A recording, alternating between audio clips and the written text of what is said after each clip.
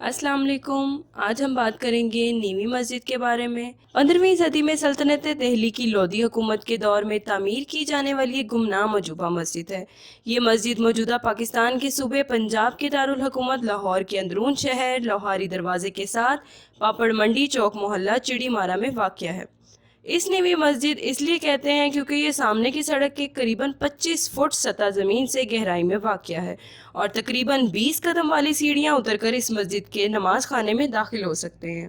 جہاں لاہور شہر وسیع پیمانے پر اپنی مغل دور کی یادگاروں کے لیے جانا جاتا ہے، وہیں نیوی مسجد کے بارے میں خیال کیا جاتا ہے کہ اسے 1460 میں لودھی خاندان نے اپنے پہلے بادشاہ بہلول لودھی کے دور حکومت میں تعمیر کیا۔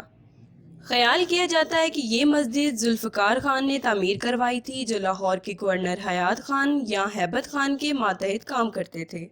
ماہرین تعمیرات اور مورخین یہ دعویٰ کرتے ہیں کہ یہ گمنام عجوبہ مسجد دنیا بھر میں اپنی نوعیت کی ایک مسجد ہے اور برصغیر میں اس جیسی کوئی دوسری مثال نہیں ملتی۔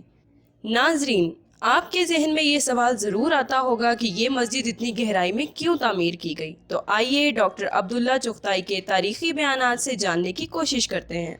وہ قیاس کرتے ہیں کہ یہ مسجد کسی مندر کی باقیات پر تعمیر کی گئی ہو اور اس کی ساخت اور زمینی سطح کو تبدیل نہ کیا گیا ہو۔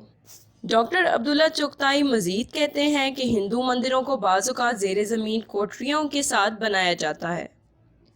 معمول کی مسجد کی تعمیر کے برعکس یہ مسجد ممکنہ طور پر کسی پہلے ہندو مندر کی باقیات پر تعمیر کی گئی ہے۔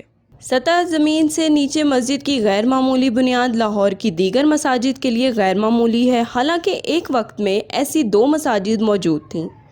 دوسری مسجد لاہور ہی کے اندرون شہر یکی دروازے کے اندر جو 20ویں صدی میں دوبارہ تعمیر کی گئی تھی۔ اس مسجد کو عجوبہ کے قریب تر کرنے کے لیے یہاں نکاسی آب کا سسٹم موجود ہے۔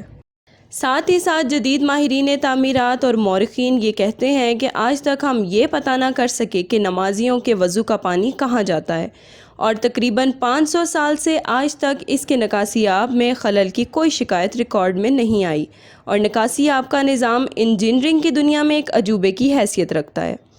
لاہور میں موسلادھار بارشوں کی وجہ سے سارے لاہور دریا کا سماں بن جاتا ہے، مگر اس 25 فٹ گہری مسجد کے صحن میں ایک قطرہ پانی کھڑا نہیں رہتا۔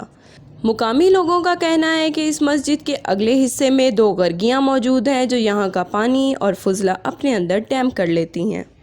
محترم ناظرین، ساتھ ہی ساتھ اب ایک اور تاریخی یادداشت۔ حضرت مجدد الف ثانی رحمۃ اللہ علیہ جب لاہور تشریف لائے تو انہوں نے اسی مسجد میں اپنے قیام کو پسند فرمایا۔